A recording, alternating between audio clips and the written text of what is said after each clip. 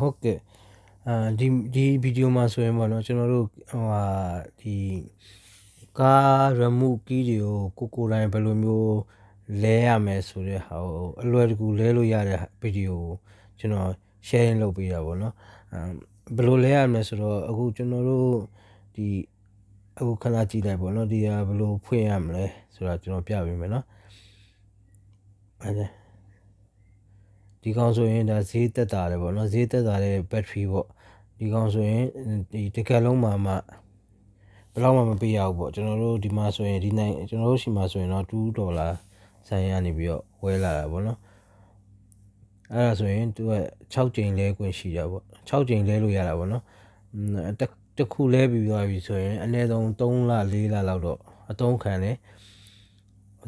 ဈေးလည်းပဲမများဘူးအသုံးလည်းခံတယ်အဲ့တော့ကိုယ့်အိမ်မှာ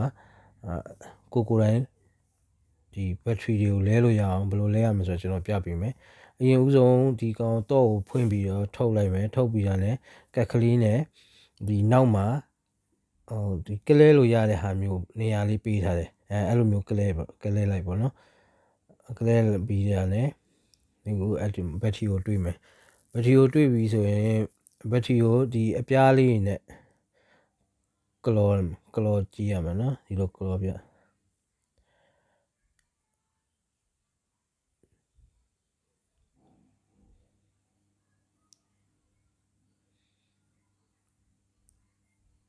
ကျွန်တော်ဒီ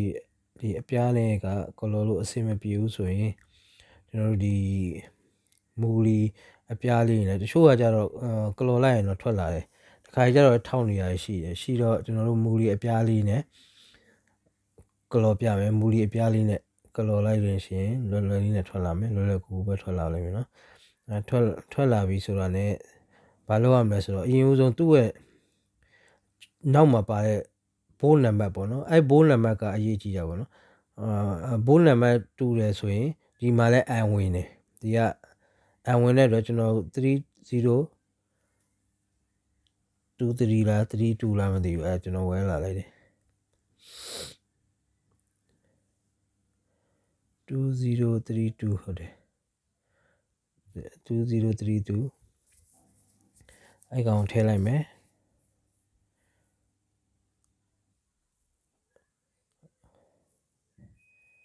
အခုထည့်ပြီးရတယ်ပြန်ပိတ်မယ်ပိတ်တာလေးလွယ်ပဲသူ့အန်လေးနဲ့ဖိချလိုက်အောင်ပေါ့နော်ပြန်ပိတ်ပြီးပြီဆိုရင်ကျွန်တော်တစ်ချက်ကားမှာသွားပြီးတော့စမ်းသပ်ကြည့်မယ်ရသွားပြီလားဆိုတာ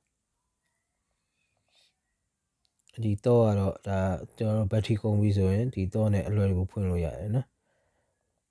โอเคအခုကျွန်တော်ကားမှာသွားပြီးတော့စမ်းသပ်ကြည့်မယ်